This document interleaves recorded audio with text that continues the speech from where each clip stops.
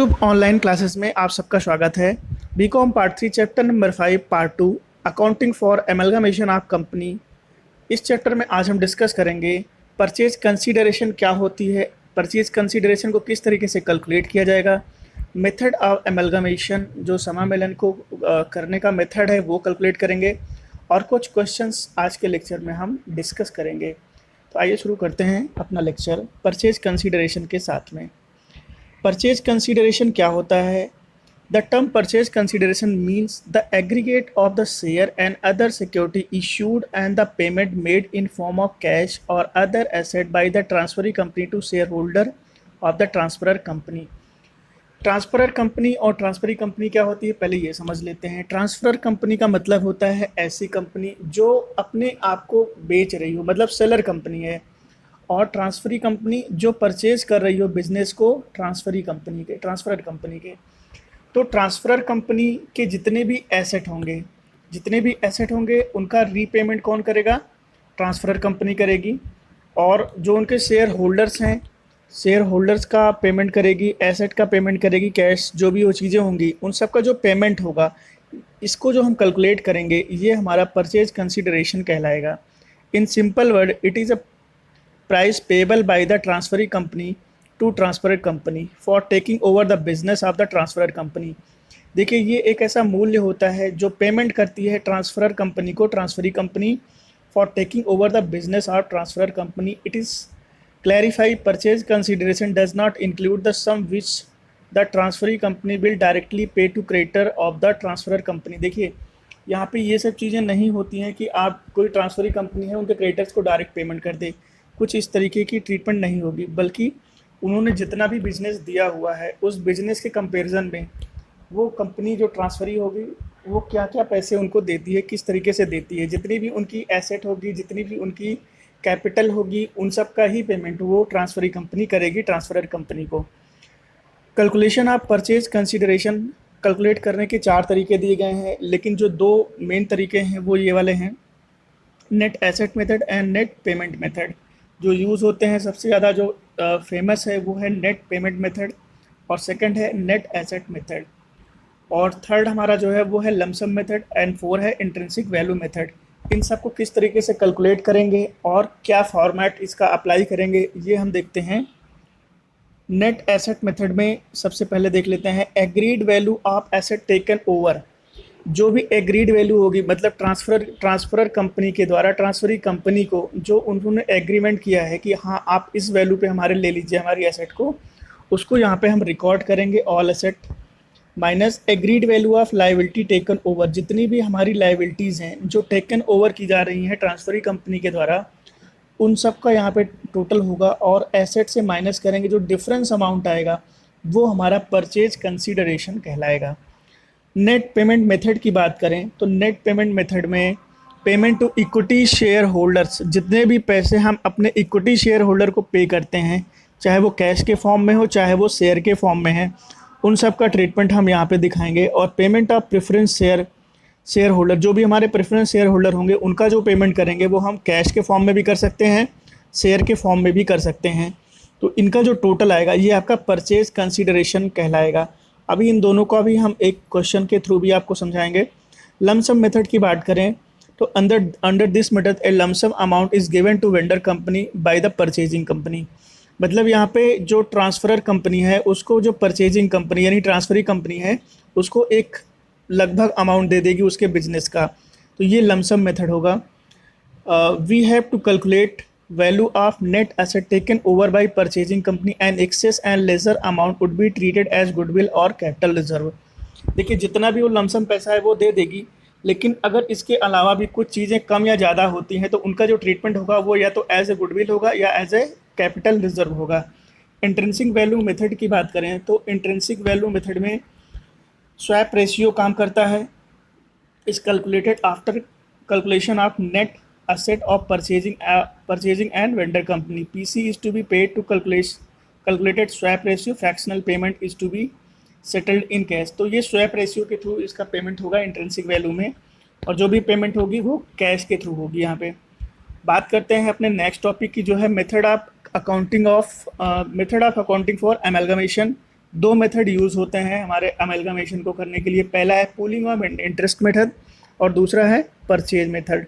Pooling of interest method का मतलब होता है कि जब एक बिजनेस किसी ट्रांसफ़र कंपनी के द्वारा किसी ट्रांसफरी कंपनी को दिया जाता है, तो उसकी जितनी भी एसेट होगी, जितनी भी लाइबिलिटी होगी और जो भी रिजर्व्स होंगे, उनकी एग्जिस्टिंग जो वैल्यू होगी यानी बुक वैल्यू पे उसको लिया जाएगा और उसी बुक वैल्यू का रिकॉर्ड अपनी नई फॉर्म में भी किया जाएगा। जो नई यानी जो ट्रांसफरी कंपनी होगी वो अपने यहाँ बुक वैल्यू पे ही रिकॉर्ड करेगी। अगर इनकी जो अकाउंटिंग पॉलिसीज़ हैं या अकाउंटिंग ट्रीटमेंट है, अगर इनमें कोई दिक्कत है, कोई प्रॉब्लम है, तो उसमें सिमिलरिटी लाने के लिए नेसेसरी एडजस्टमेंट भी किया जाएगा। ये होता है pooling of interest method. Purchase method में जितनी भी एसेट का हम परचेज करेंगे उसके बदले क्या क्या पेमेंट कर रहे हैं, ये सब का ट्रीटमेंट हम परचेज मेथड में करते हैं। पूलिंग मेथड का थोड़ा थ्योरी भी देख लेते हैं। Under pooling of interest method the asset liability and reserves of the transfer company will be taken over by transferring company at existing book value unless any adjustment is required due to difference amount policies followed by these company. देखिए same चीज़ें कही गई हैं कि interest method में जो हमारा pooling of interest method है, इसमें जो भी एसेट लाइबिलिटी और रिजर्व्स हैं ट्रांसफरर कंपनी के, ट्रांसफरी कंपनी द्वारा लिए जाएंगे एग्जिस्टिंग बुक वैल्यू पे, और अगर किसी तरीके की एडजस्टमेंट रिक्वायर होगी क्योंकि डिफरेंस अकाउंटिंग पॉलिसी की वजह से, तो उसका एडजस्टमेंट किया जाएगा। The difference between the amount record as share capital issued, वो जो भी डिफरेंस होगा उन सबको हम as a share capital treat करेंगे। And the amount of share capital of transfer company should be adjusted in reserves, और उन सब का जो भी ट्रीटमेंट होगा वो रिजर्व्स के लिए यूज़ किया जाएगा। बात करें परचेज मेथड की, asset and liability, the asset and liability of the transfer company should be incorporated at their agreed value. जो भी एग्रीड वैल्यू होगी, जो दोनों के बीच में एग्री किया जाएगा, उस वैल्यू पे हम परचेज मेथड का इस्तेमाल करेंगे। Statutory reserves of the transferring company should be incorporated in the financial statement of transferring company by the following journal entry। जो भी statutory reserves होंगे उन सब का जो ट्रांसफर कंपनी के हैं, अगर उसको इनकॉर्पोरेट किया जा रहा है फाइनेंशियल स्टेटमेंट में ट्रांसफरी कंपनी के द्वारा, तो उसका एक एडजस्टमेंट एंट्री होगी। जो एडजस्टमेंट एंट्री है amalgamation adjustment reserve account debit to statutory reserve account, ये जनरल एंट्री पास आउट हो जाएगी। अब बात करते हैं कि जब एक वेंडर कंपनी जो सेल हो रही है, मतलब यहाँ पे है इसका मतलब ट्रांसफरर कंपनी जो अपने आप को बेच रही है, किसको, ट्रांसफरी कंपनी को, तो कौन कौन से स्टेप्स हम फॉलो करेंगे, ट्रांसफरी कंपनी कौन कौन से स्टेप्स को फॉलो करेगी उनकी एसेट को लेने के लिए। तो जो सबसे पहला स्टेप है वो है open realisation account and transfer all asset at book value. सबसे पहले तो उनकी बुक को क्या करेगी, वो डिसॉल्व करेगी, उनकी बुक को ख़त्म करेगी और वहाँ एक टेम्परेरी अकाउंट ओपन करेगी जिसका नाम है रियलाइजेशन अकाउंट। रियलाइजेशन अकाउंट जब भी ओपन होता है तो यहाँ पे डेबिट साइड में हम लिखते हैं सारी asset at their book value. तो यहाँ realisation account debit to sundry assets. Sundry assets में कौन कौन सी एसेट्स होंगी, goodwill, land, building, plant, machinery, patents, stock, जितनी भी एसेट होंगी उन सब का ट्रीटमेंट हम दिखाएंगे रियलाइजेशन के डेबिट में। एंड सेकंड स्टेप है transfer of realisation account the liability which the purchasing company is taken over. Debenture in purchasing company debit, workman compensation reserve debit, trade creditor debit to realisation account. तो जितनी भी चीज़ें हैं, जितनी भी हमारी liabilities हैं, जितने भी डिवेंचर्स है, वर्कमैन कंपनसेशन रिजर्व्स है, ट्रेड क्रेडिटर्स हैं, इन सब को रियलाइजेशन अकाउंट के क्रेडिट में ट्रीट किया जाएगा। नेक्स्ट है स्टेप नंबर 3।